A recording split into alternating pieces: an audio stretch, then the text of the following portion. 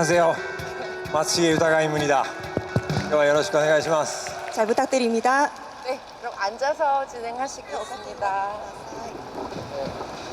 아, 박수 소리가 진짜 뜨겁네요. 우리 마츠시게 감독님, 이번에 고독한 미식가 더 무비로 부산국제영화제에 찾아주셨는데요. 영화를 기다리시는 부산의 관객들에게 인사 한 말씀 먼저 좀 부탁드리겠습니다.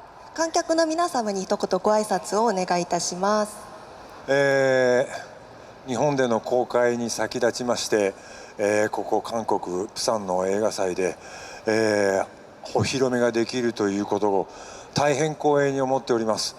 映画の中でも韓国プサンの地というのは、重要な舞台となっておりますので、ここで、皆さんにお見せできることが本当に僕としても非常に喜ばしいことですし、楽しみにしていただく皆さんがこんなに大勢いらっしゃるということで心強い限りです。今日はよろしくお願いいたします。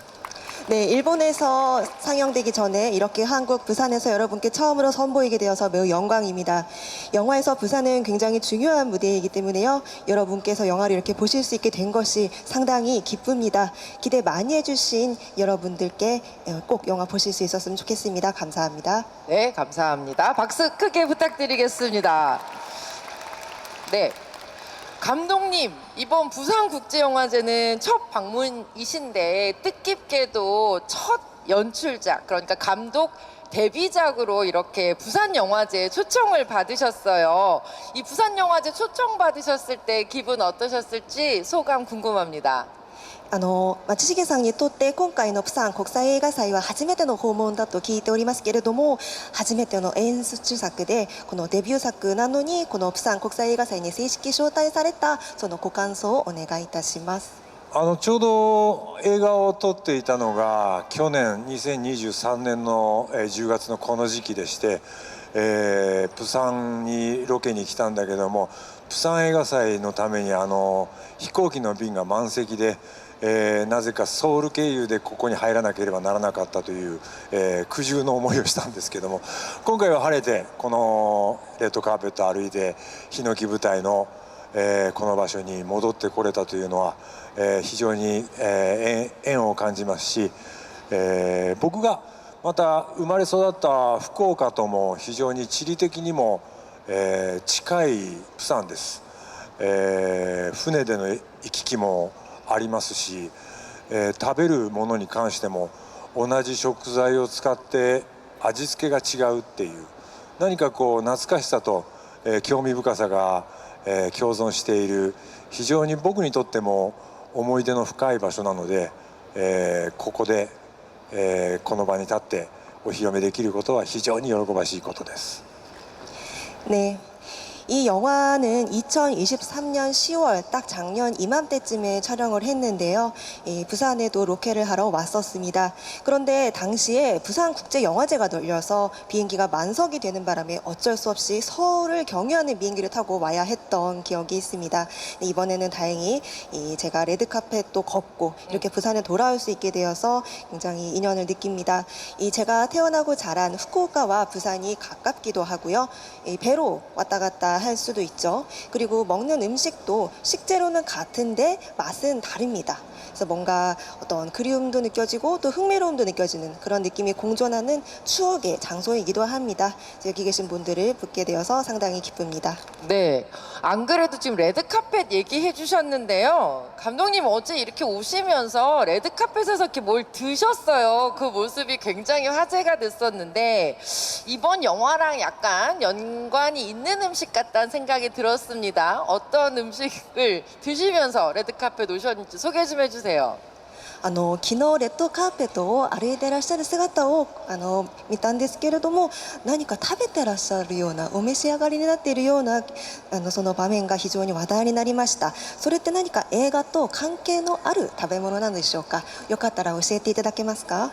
昨日のレッドカーペットで何か僕がもぐもぐしていたという、あれはネタバレは映画の中ではっきりと出てくるんですけれども、飛行機に乗った時に渡されるあるものを僕は食べていました。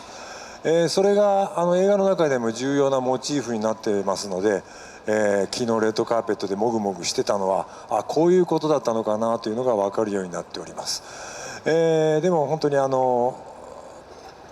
車を降りて、この番組ならではの孤独カットと僕ら呼んでるんですけども、腹が減ったと言ってカメラが3段引くっていう、これを自分で一人で演出していましたけども、分かっていただけましたでしょうか。 네, 어제 레드카펫에서 제가 먹은 음식에 대해서 이야기를 하면 스포일러가 될 수가 있습니다. 네, 비행기에서 다만 영화 속에서 제가 비행기를 탔을 때 나오는 무언가를 먹었다라고 말씀드릴 수 있겠고요. 이게 영화에서 상당히 중요한 모티브가 되기 때문에 영화를 보시면 아실 수 있을 것 같습니다. 근데 제가 어저께 차에서 내려서 이곳을 걸으면서 저는 고독컷이라고 표현을 하는데요. 작품 속에서 이렇게 뽕뽕뽕 하고 3번 이렇게 화면이 멀어지는 그 씬이 있는데 어제 제가 그 씬을 연출을 해봤거든요. 어떠셨는지 모르겠습니다. 네. 그 마치 드라마를 보는 것 같은 그런 느낌도 들었고, 감독님이 지금 말씀해주신 팁이 있는데요. 영화를 아마 오늘 오픈 무대에서 보시는 관객들이 많으실 텐데, 감독님이 레드카펫을 걸어오시면서 그걸 드셨구나라고 단박에 아실 수 있을 겁니다. そうですね、ドラマで見たような感じもするんですけれども、今町重さんがおっしゃった一つのチップがありまして、映画を今日ご覧になる方も多いと思いますが、レッドカーペットであれを召し上がっていたんだと、おそらくそういう気づきがあるかと思います。 네, 감독님 질문 또 드리겠습니다. 고독한 미식가 정말 너무 많은 분들이 사랑하는 벌써 10시즌, 시즌 10을 맞이한 이 시리즈의 첫 극장판인데요. 감독님의 거의 분신과도 같은 이 캐릭터로 첫 감독, 각본, 주연까지 모두 맡으셨어요. 이런 결정을 하시게 된 굉장히 중요한 이유가 있으실 것 같아요. 어떻게 만들게 되셨는지, 왜 감독을 하셨는지 궁금합니다. そうですね、その孤独のグルメは非常に多くの方に愛される作品なんですけれども、今はシーズン10まで続いているんですが、今回は初めての映画化になりました。町重さんにとっては分身のようなキャラクターでもありますが、今回初めて監督、脚編、主演を務めてらっしゃったということで、何か監督になられたきっかけ、理由などありましたら教えてください。日本のテレビのドラマとして、テレビドラマの中でもいわゆるそのゴールデンタイムの、すごく予算のある番組作りをずっと続けたわけじゃなくて、深夜ドラマとして、細々とスタッフも最低限のカメラ1人録音部1人っていうような状態でやってた番組だったんです。それが少しずつ書体が大きくなっていって、そこそこドラマとしては人数が増えて、ちゃんとしたチームとしてのまとまりもできてきたんですけども、でもやっぱり今テレビドラマ自体が日本は特にそうなんですけども閉塞的な状況になってまして、その中でどんどんいい人が別の、映画会社とか配信会社に流れていくような状況が続きまして、やっぱりここで一気にこの番組をきっかけにして一つ大きく展開したいなと思った時に映画だと思いました。で映画といってもとにかく日本の誰かの監督に任せるとか、僕らの中でやるっていうのはちょっと難しいかなと思ったんで、ここは大きく韓国の映画界の力を借りようではないかということで、僕が一度だけ「シェイキング東京」という作品でご一緒させていただいたポン・ジュノ監督にお手紙を書いて、実は「孤独のグルメ」の映画版を、監督してくれないだろうかと、無謀にも手紙を書いたんですけども、残念ながら、スケジュールでできない、でも映画の完成を楽しみにしているよという返事をいただきまして、じゃあやるしかないな、で誰がやると思った時に、とりあえず僕が中心に立ってまとめてみようかなということを、提案して、それがなぜかトントン拍子に監督脚本という形になって、曲がりなりにも監督デビューという形になりました。네. 이 작품은 일본 TV 드라마 중에서도 굉장히 황금 시간대에 풍부한 예산을 갖고 했던 것이 아니고 심야 드라마였습니다. 그래서 굉장히 조용히 이렇게 촬영을 했던 드라마였고 정말 최소한의 뭐 카메라 한 대, 녹음은 한 명 이런 굉장히 최소한의 상황에서 촬영을 했던 드라마입니다.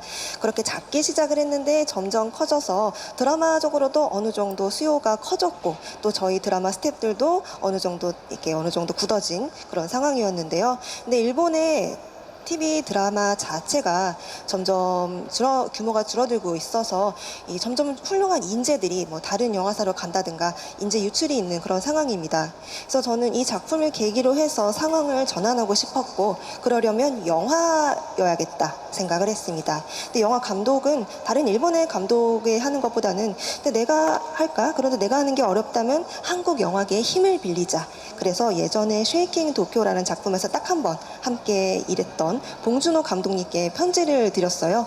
이 영화의 감독을 해주셨으면 좋겠다. 무모한 부탁을 드렸는데 일정 때문에 힘들지만 완성되길 기대하고 있겠다 말씀해 주셨습니다. 기대하고 있다고 하시니까 해야 되는데 그럼 누가 할까? 그래서 저를 중심으로 해서 이렇게 제안을 하는 걸로 했고 그러다 보니까 점점 흐름에 따라서 각본까지 제가 또 하게 되었습니다. 봉준호 감독님이 우리 마치시게 감독님의 감독 데뷔를 어떻게 보면 응원해 주신 셈이 됐네요. でしたら、ポン・ジュノ監督がですね、町木さんの映画監督としてのデビューを応援してくださった、そういう形になってしまいましたね。そうですね、ポン・ジュノ監督の、手紙の中での後押しがあったんじゃないかと、これを真に受けております。 네, 봉준호 감독님이 편지에서 저를 응원해 주신 것 같은 그걸 제가 진심으로 그냥 받아들여 버린 것 같네요. 네, 봉준호 감독님도 아마 영화 보시면 마치시게 감독님이 연출하시길 잘했다 이렇게 생각하실 것 같습니다. そうですね、ポン・ジュノ監督もこの作品をご覧になったら町重さんでよかったとおそらく思うと思います。 そう言っていただけると光栄です。 네, 그렇게 말씀해 주시다니 영광입니다. 네, 그 극장판 영화인 만큼 또 시리즈의 어떤 핵심을 가져오면서도 되게 새로운 이야기로 확장을 하셨다라는 생각을 저는 영화를 보면서 했어요. 배경도 되게 넓어졌고요. 공간도 되게 다국적인 공간 안에서 펼쳐지는 이야기인데요. 감독님, 이 작품을 통해서 좀 어떠한 이야기를 들려주고 싶으셨는지 간단히 여쭤봐도 될까요? この映画、これはですね、今回は映画なのでその以前のドラマシリーズのポイントも取り扱いながら新しいストーリーも拡張されていると感じました。背景も広くなりましたし、その空間もいろんな国になっていたんですけれども、今回の作品で観客に伝えたいそういう何かがありましたらおっしゃってください。やっぱり1話30分で作られるレギュラーのテレビシリーズとは違いまして、やっぱり2時間という時間を使って、物語をお見せしながらなおかつ「孤独のグルメ」という番組をやっぱり愛していただいた方にも納得のいくものでなければならないということ、それでやっぱり一番僕が個人的にやっぱり映画を見てて何が一番重要かなと思うと、やっぱりそこにこうラブストーリーとか、何かを応援する気持ちだったりとか、それと、冒険っていう、いろんなモチーフはあるんですけども、僕の好きなものを、この中に詰め込んでみました。それとやっぱりその料理っていうものがこの美味しく食べるっていうことだけでこれだけ東アジアの韓国、中国、台湾の方たちにこれだけ愛されるっていうドラマになったっていうことがやっぱり僕にとっても奇跡なので、そのアジアを渡るその架け橋となるようなそういうものもちゃんと映画の中にストーリーの中に織り込んで、それで韓国やっぱり一番縁も深いですし、その韓国で大暴れしてみたいというものを物語の中に大きく盛り込みました。 네, 드라마는 한 화당 30분짜리 TV에서 방송되던 정규 시리즈였는데 이번엔 다르게 이번에는 2시간 동안 펼쳐지는 영화라서 그 2시간 동안 펼쳐지는 영화 이야기를 잘 만들어야 했고 또 기존의 고독한 이 미식가를 사랑해 주셨던 분들이 납득하실 수 있어야 한다고 생각을 했습니다. 그래서 제가 가장 중점적으로 넣었던 부분은 러브 스토리인데요. 누군가를 응원하는 마음이라고 할 수 있죠. 그리고 또 하나는 바로 모험담입니다. 여러 가지 모티브가 있긴 한데요. 제가 좋아하는 것들을 가득 채워 넣었습니다. 그리고 요리라는 것을요, 그냥 맛있게 제가 먹었을 뿐인데 동아시아에서 한국, 중국, 타이완에서 이렇게 많은 분들이 사랑해 주신다는 게 저에게는 기적과도 같습니다. 그래서 이 아시아의 가교 역할로서 할 수 있는 그런 부분을 스토리에 넣으려고 했는데요. 한국은 마침 인연이 깊기도 하다 보니까 한국을 무대 속에 넣게 되었습니다. 네, 지금 감독님이 말씀해 주신 것처럼 음식으로 연결되어 있는 이 다양한 나라의 삶, 사람들의 이야기를 담고 있는 작품이거든요. 한 가지 더 여쭤보자면 스포일러가 되지 않는 선에서 고독한 미식가를 보면 우리 모두 다 너무 배가 고파지잖아요. 하라가 했다. 너무 배가 고파지는데 이번 영화에서도 우리를 이 배고프게 만들 음식 살짝만 소개해 주시면 좋겠습니다. そうですね、食べ物で皆さんがつながる多様な国の人たちのストーリーになっていると思いましたけれども、どうかネタバレにならない範囲でこの作品を見た方たちは皆さん腹が減ってくると思いますので、今回の作品で皆さんにおすすめしたい何か食べ物がありましたら教えていただけますか？昨日この会場で、明日8時から夜の8時から上映されるということで、本当にこの映画お腹がすくようにできてますんで、この近くの飲食店は大変なことになるんじゃないかなと思ったんですけども、見渡す限り出店もなければ、飲食店らしいものも見当たらないので、ちょっと終わった後パニックになるんじゃないかと思ってちょっと心配しています。でも本当に美味しいもの、とにかく今回の映画ではスープを巡る旅となってますんで、スープ、今日も昼に美味しいサムゲタンのスープを食べましたけども、やっぱりその国ならではのスープっていうものの出汁の取り方っていうもの、見た目ではわからない何で出汁を取ってあるのかなっていうのが、それだけでもストーリーになるので、それを巡る冒険にして、日本の、麺類から、韓国のスープ料理、そして最後は日本の麺という、それからフランスのスープというのも出てきますし、そういうスープ、皆さんどれがお好きになるかはわからないですけども、ここではあまり喋りませんけれども、とにかく、スープ温かい、ちょっと寒いですからね、温かいスープが飲みたくなるような作品になってます。 네, 제가 어제 여기 행사장에 와서 내일 밤 8시부터 이 영화가 야외 상영이 된다고 들었는데요. 이 영화는 어찌됐든 보고 나면 배가 고파집니다. 그래서 아마 근처 음식점들이 굉장히 힘들어지지 않을까 생각을 했는데요. 다행히 여기 와보니까 음식점이 잘 보이지는 않아서 끝나고 여러분들이 이제 패닉에 빠지면 어쩌나 걱정이 됩니다. 이번 작품은 수프, 그러니까 국물 요리에 관한 국물 요리를 찾기 위한 여행인데요. 사실 제가 오늘 낮에도 맛있는 삼계탕 국물을 먹었어요.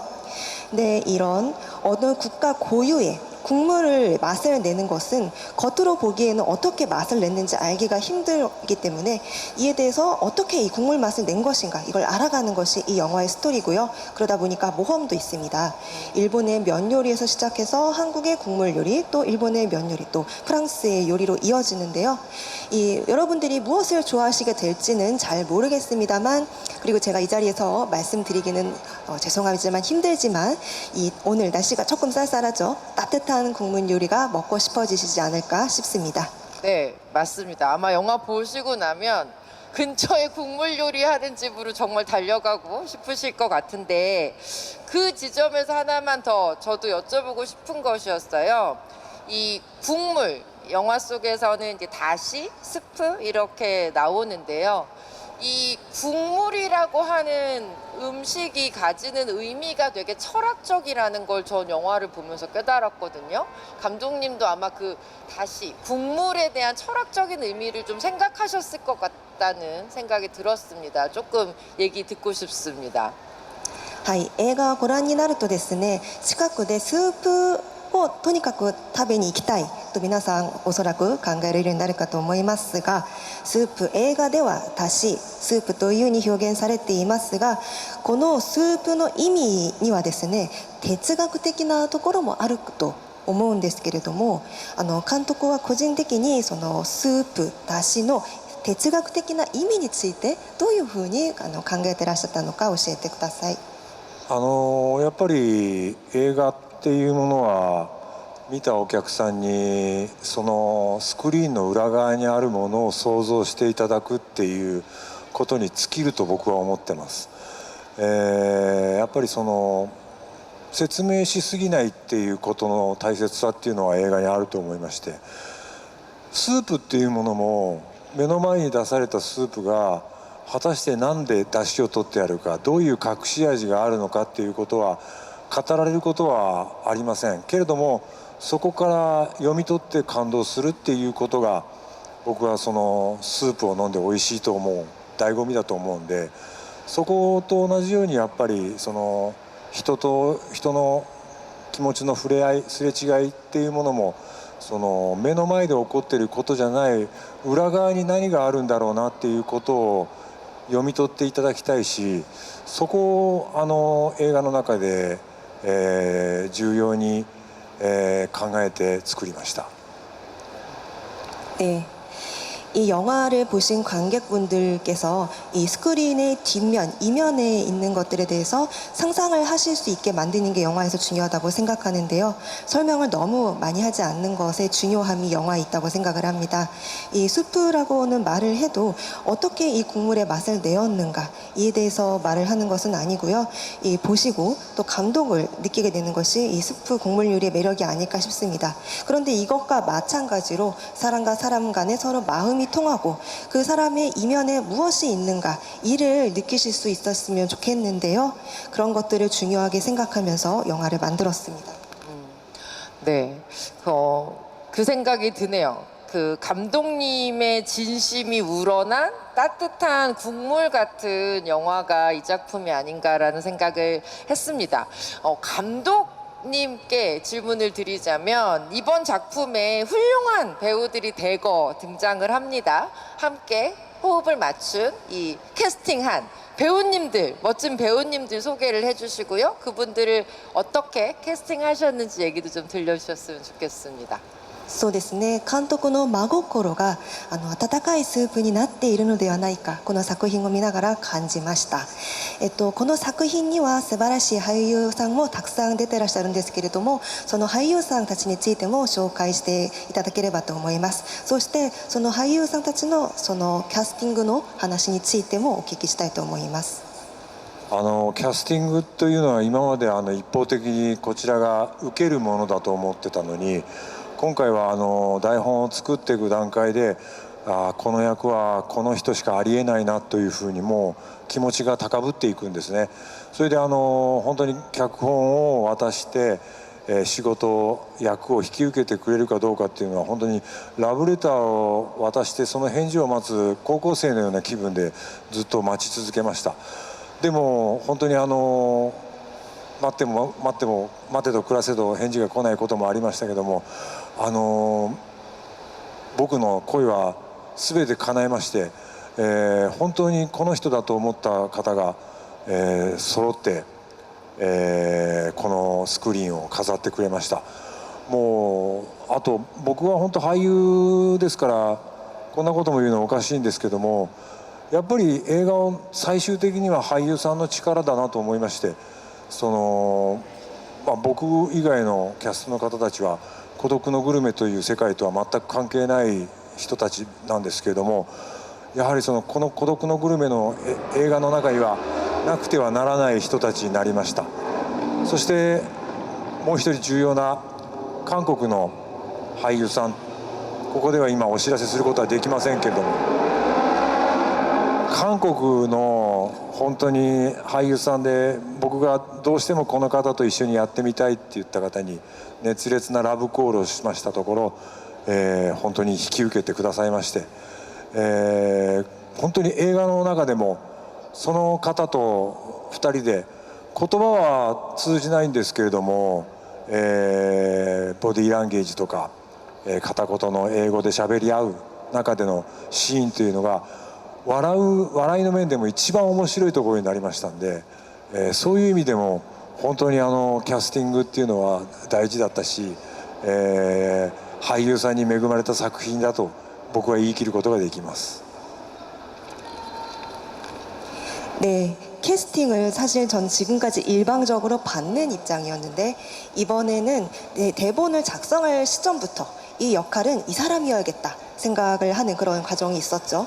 그래서 각본을 드리고 이 역할 가능하시냐, 이런 과정이 마치 러브레터를 받고 답장을 기다리는 고등학생 같다, 그런 느낌이 있었습니다. 근데 기다려도 답이 안 오다가 결국은 저의 바람이 다 이루어져서 제가 생각했던 분들이 다 수락을 해주셨고, 그래서 이 스토리에 참여를 해주셨는데요. 저는 영화는 최종적으로는 배우의 힘에 달려있다고 생각을 합니다. 사실 저를 제외한 다른 배우님들은 이 고독한 미식가의 세계관과 관계가 없는 분들이셨지만, 이제는 없어서는 절대 안 되는 분들이 되었습니다. 한국의 배우님에 대해서도요, 제가 꼭 함께 하고 싶다고 생각을 해서 정말 뜨거운 러브콜을 보냈었고, 그래서 수락을 해주셨습니다. 이 영화 속에서 그분과 제가 둘이서 비록 서로 말은 통하지 않지만 바디랭귀지 혹은 짧은 영어로 이렇게 서로 이게 같이 참여한 씬이 있는데요. 저는 그 장면이 가장 웃음을 자아내는 씬이었다고 생각을 합니다. 그래서 이 캐스팅은 중요하고요. 이 작품은 그야말로 이 배우들에 둘러싸인 작품이다, 이렇게 말씀드릴 수 있겠습니다. 네, 아마 감독님이 이렇게 극찬해주신 그 배우님들이 누구일지 영화에서 꼭 확인하시면 좋겠어요. 감독님께 또 하나 여쭙고 싶은데요. 카메라 앞에서 연기를 하실 때와 카메라 뒤에서 연출을 하실 때 확실히 다르실 수밖에 없다는 생각이 들거든요. 어떤 점이 가장 다르셨는지, 그리고 감독이 되어보니까 배우는 이래서 힘들구나, 혹은 또 배우로서 아, 감독은 이런 거 힘들었구나 라는 거 아시게 됐을 것 같은데 어떠신지요? そうですね、今回はカメラの前で演じてらっしゃった時、そしてカメラの裏で演出をされた、そういう2つの立場があるんですけれども、違いが確かにあるかと思います。一番大きな違いは何でしょうか。そして監督になって俳優さんはこれが大変だなと思った点、そして俳優として監督はこれが大変だなと思った点などありましたら教えてください。本当にこの作品、映画を撮ってる間は自分が食べて、それでまたチェックのところに戻って確認して OK を出してっていうことを繰り返したんで、はために見てても忙しい人だろうなとは思ったと思うんですけども、でも食べてる僕に関してはそんな僕がやってる上で、なんかあんまりダメ出しとかもそんなにないもんですから、ある程度自分を信用しているというか、自分の限界が分かってるんで、この程度だろうなと思ってやってました。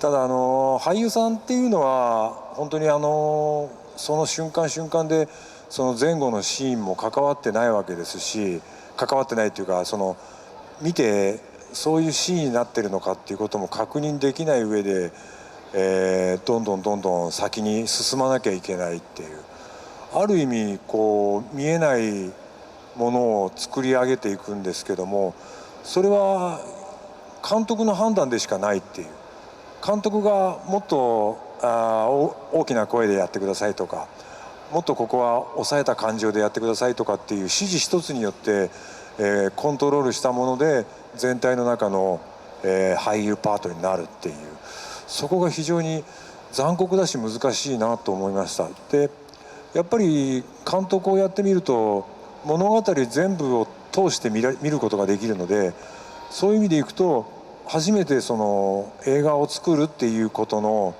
プロセスがやっと腑に落ちたなっていう感じがするんです。それまではやっぱりこう監督に全てを任せてしまってたし、本当に渡したら OK って言われたらそれで最後だと思ってたんですけど、逆に監督っていうのは、今回僕は主演でもありましたんで、役者の部分も抱えてはいたんですけども、監督となるとその全ての判断を俳優に伝えるだけという作業になってくるんで、それはまたそれで過酷なんだろうなとも思いますし、ただこれはもう一つ言えるんですけども、映画を作るっていうのは本当に楽しい作業だと思います。でこうやって海外に来て映画を見て面白いって言ってくださるっていうことで、どんなに苦労しても全てが報われると思いますんで、いよいよそれが報われる日が来たんだなと思って、僕はもうこの映画を携わった日々は宝物です。 네, 이 영화를 찍을 때 제가 음식을 먹고 또 이제 체크하러 돌아가서 확인을 하고 오케이를 하고 이런 과정의 반복이었어요. 그래서 아마 한쪽에서 봤을 때는 굉장히 바쁜 사람으로 보였을 것 같습니다. 어느 정도 저 자신을 믿고서, 저는 제 한계를 잘 아니까요. 저 자신을 믿고 진행을 했는데, 사실 배우들은 그 매 순간순간마다 이 앞뒤의 이 장면의 관계에 대해서 모른 채로 하기 때문에 이 장면의 확인을 하지 못한 채로 또 진행을 하게 되죠. 그래서 무언가가 보이지 않는 상황에서 만들어가는 과정이라고 할 수 있는데요. 감독은 판단을 내려야 합니다. 그래서 뭐 크게 소리를 내달라든지 이런 감독의 지시 하나를 가지고 이 전체 배우들에게 전달을 해야 되는데, 이게 좀 잔혹하다고도 할 수 있고 어렵구나라고 느꼈습니다. 네, 감독은 이 이야기의 전체를 보고 있는 그런 입장인데요. 제가 처음으로 이 영화를 만들면서 감독은 이런 입장이구나, 드디어 이제 이해가 된 것 같습니다. 사실 그 전까지는 배우로서 감독에게 모든 것을 맡겼는데요. 근데 이번에는 제가 오케이를 해야 끝이 났죠. 그래서 이 감독은, 물론 제가 주연도 이번에 맡았습니다만, 이 감독으로서 제가 내리는 모든 판단을 배우에게 전달했다는 점이 힘들었고, 그렇지만 영화를 만든다는 것은요, 이건 꼭 말씀드리고 싶은데 정말 즐거운 작업이었습니다. 이렇게 전 세계의 영화가 전달이 되고, 그리고 이렇게 말씀을 드리는 날이 온다는 것 자체가 보상이기 때문에요, 저는 이렇게 보상을 받는 이런 날이 오게 되어서 기쁩니다. 네. 여러분, 감독님께 박수 한 번만 부탁드릴게요. 네, 이번엔 좀 가벼운 질문 드리고 싶습니다. 부산에 오셔서 맛있는 음식 좀 많이 드셨는지, 어떤 음식 드셨는지요? 그리고 또 어떤 음식이 제일 맛있으셨는지도 궁금하고요. 今回はですね、少し砕けた質問になりますけれども、今回プサンにいらっしゃって何か美味しい食べ物は召し上がりましたか？何が一番美味しいと感じられたのでしょうか？この映画のそのシナリオを作ってる時にずっとフードコーディネーターの飯島奈美さんという方と一緒にどの店がいいとかどの食材がいいとかっていう本当にスープ探しの旅を港を回ってやってたんですけども、今回はやっぱりその玄界灘のその魚とかそういうものの海産物っていうのがいいだろうなと思って、映画に出てくるのは、海産物系のスープ、韓国の人は誰でも知ってるようなスープなんですけれども、その時にね、豚のスープ돼지국밥 돼지국밥. 네. 돼지국밥のすごく美味しい店があったんですよ。それがやっぱり忘れられなかったんで、今回は最初に돼지국밥の店に行きました。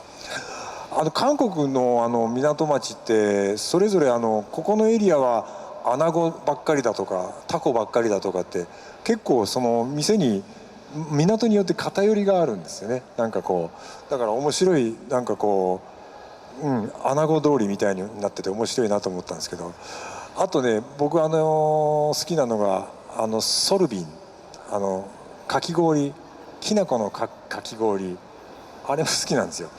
あとまた皆さんそんなにピンとくるかどうかわからないですけども、この映画のロケ先で行った小路戸の方の向かう途中のサービスエリアにホドガジャという食べ物があるんですけども、ホドガジャがもう忘れられなくて、明日そっちの方に向かうのでぜひ食べたいと思ってます。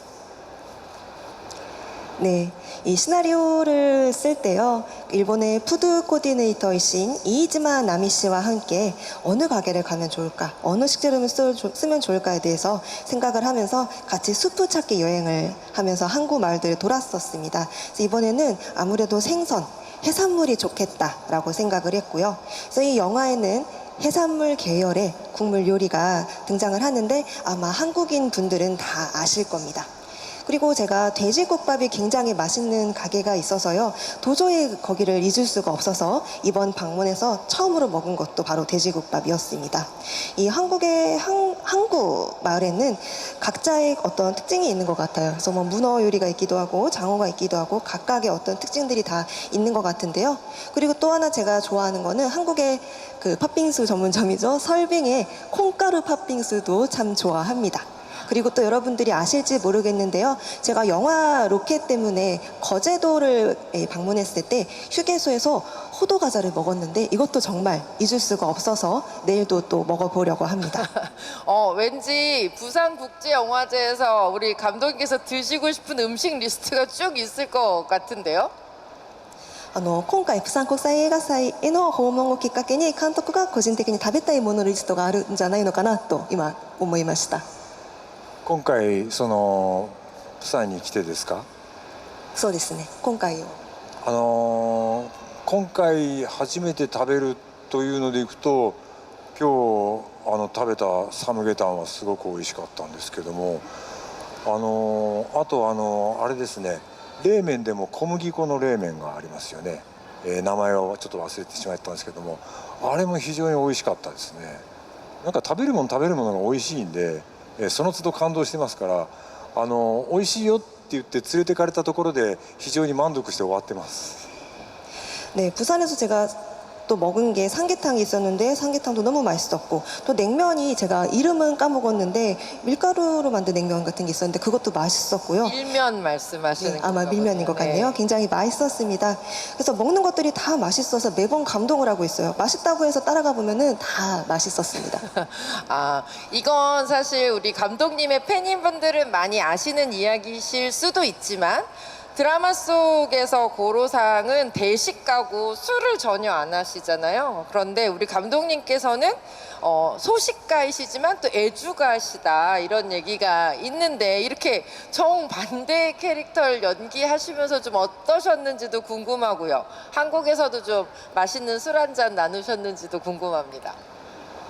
はい、ファンの皆さんはおそらくご存知かと思いますが、ドラマの中で井之頭五郎は本当に大食いですし下戸なんですけれども、実は松重さんは小食家で酒が大好きだということで正反対のキャラクターなんですよね。そういう正反対のキャラクターを演じられたご感想、そして韓国でお酒を飲まれる計画などありますでしょうか？僕もやっぱ若い頃は本当に井の頭五郎のように食べてたんですけども、やっぱりその番組で食べる量っていうのは、やっぱりその番組の力が何かわからないですけども、僕の許容量を超えた量を食べるんですね。食べられるんです。でも普段は小食です。それはなぜかというと、僕はやっぱあれ俳優で他の仕事もしてますし、時によっては無人島で漂流している人を役をやるかもしれませんし、ヤクザの怖い親分さんをやる時に殺人スナイパーみたいな役をやることもありますから、なんかこう体重がどんどん増えていくと役が狭まっていくなと思いますから、基本的に体重管理というのは自然とやってると思います。今日も朝ホテルの近くのビーチを6キロウォーキングしましたけども、本当にプサンのホテルに滞在していると健康にはいいなと僕は思いました。お酒に関してはもう僕も6年ぐらい前に井の頭五郎と同じように、ソーバキュリアスっていうんですかね、お酒がなくても、楽しめる生活というものを手に入れまして、お酒は飲まなくても人生楽しんでます。飲み会は好きですけどもお酒は飲まないような生活になりました。 네, 저도 젊었을 때에는 이노가시라 고로처럼 먹었었는데요. 이 방송에서 먹는 것은 어쩌면 방송의 힘일 수도 있습니다만 제 평소의 허용치보다 많이 먹게 됩니다. 그런데 저는 평소에는 소식가고요. 그게 왜냐하면 제가 배우로서 다른 일도 하기 때문에 때로는 무인도에서 표류하는 역할을 맡기도 하고 어떤 야쿠자, 무서운 살인 스나이퍼 같은 역할을 맡기도 하기 때문에요. 만약에 체중이 늘어난다면 이 맡을 수 있는 역할의 폭이 줄어들 겁니다. 그래서 체중 관리는 자연스러운 일이고요. 사실은 오늘도 호텔 근처에서 6km 워킹을 했어요. 그래서 부산의 호텔에서 체류를 한다는 것은 건강에 참 좋다 이렇게 느꼈고요. 이 6년 전에는 이노가시라 고로와 마찬가지로 저는 6년 전부터 이노가시라 고로와 마찬가지로 술을 전혀 입에 대지 않는 그런 생활을 하게 되었는데요. 이제 술이 없는 인생을 즐기고 있습니다. 하지만 술자리는 지금도 좋아합니다. 그러시군요. 여러분 박수 한번 부탁드릴게요. 네. 저희도 이제 슬슬 오픈 토크를 좀 마무리해야 될 시간이어서 마무리 질문 드리도록 하겠습니다. 이 고독한 미식가라는 시리즈는 감독님께 굉장히 큰 인생의 의미가 있는 작품일 것 같아요. 앞으로도 우리 관객들이 계속 고로상의 고독한 미식가를 만날 수 있을지 어떤 계획을 갖고 계실지 듣고 싶습니다. 最後の質問になりますが、この孤独のグルメのシリーズは監督にとっても人生において大きな意味合いのある作品かと思います。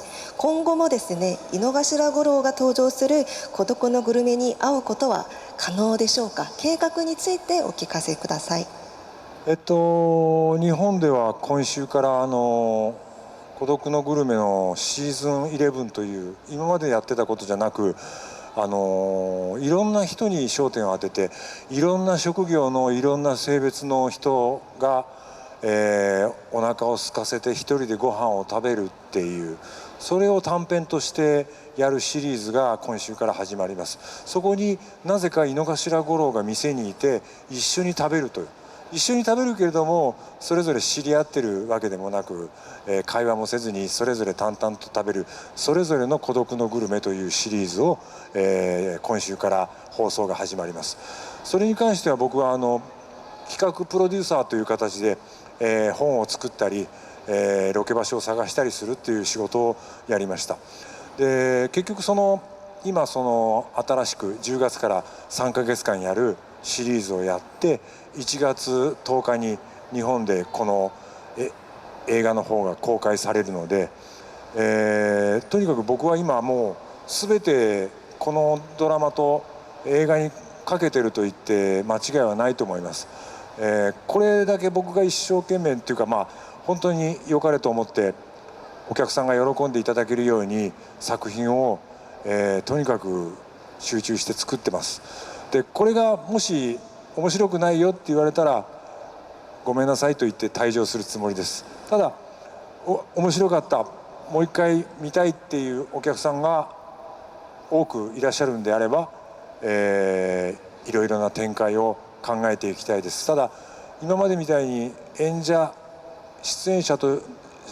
の一人として考えるよりもプロデューサー的な立場とか監督的な立場っていうものを中心に据えたいと思ってます。でもこのシリーズはどんな形にせよ僕がいなくなったとしても例えば韓国の中とかでも続くと信じてます。 네, 일본에서는 이번 주부터 고독한 미식가 시즌 11이 방송이 됩니다. 지금까지와는 다른 형태로 다양한 사람들한테 초점을 맞추고 다양한 직업을 가진 사람들이 배가 고파져서 혼자 들어가서 음식을 먹는 이 단편으로서 시작이 되는데요. 무슨 영문인지 그런 음식점에 이노가시라 고로가 있습니다. 그리고 같이 음식을 먹죠. 하지만 아는 사이도 아니고 대화를 하는 것도 아니고 그저 각자 담담하게 음식을 먹습니다. 이 각자의 고독한 미식가가 이번 주부터 시작이 됩니다.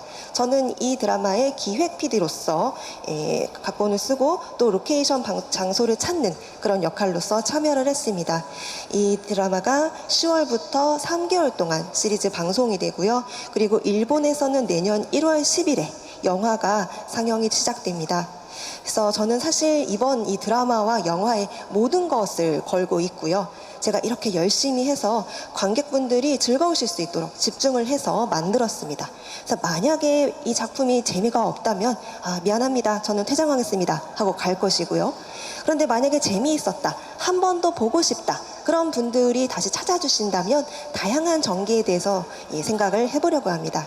다만 지금까지처럼 출연자 중 한 사람으로서라기보다는 프로듀서로서, 감독으로서의 역할을 중심으로 하고 싶고요. 하지만 어찌됐든 이 시리즈는 어떤 역할이든 제가 없다 하더라도 한국에서도 이어질 것이라고 믿고 있습니다. 네, 반드시 재밌을 거라는 의미를 담아서 박수 한번 부탁드리겠습니다. 사실 이번 영화가 너무 재미있어서 우리 감독님의 또 다음 연출작들을 언제 보게 될까요? 라는 감독으로서의 계획도 여쭤보려고 했었거든요. 이미 계획이 좀 많으신 것 같은데요. 今回の作品非常に面白かったので、監督の次の作品もぜひ見たいと思いました。計画ありますか？頭の中で、無双しているストーリーはあります。ただそれもまだこの結果を見てから、この結果次第によって、その夢がまた次に進められるかもしれません。ただ、今日の8時からの上映で世界初お披露目なので、そこでの反応が本当に僕としても、不安と期待が入り混じって、非常にワクワクしてます。どうか8時からの上映を楽しみにお待ちくださいませ。 네, 제 머릿속에서 구상 중인 작품은 있는데요. 이번 작품의 결과를 일단 보고 나서 제 꿈이 어쩌면 이어질지도 모르겠습니다. 이번 영화가요, 오늘 밤 8시부터 상영이 되는데요. 세계 첫 상영입니다.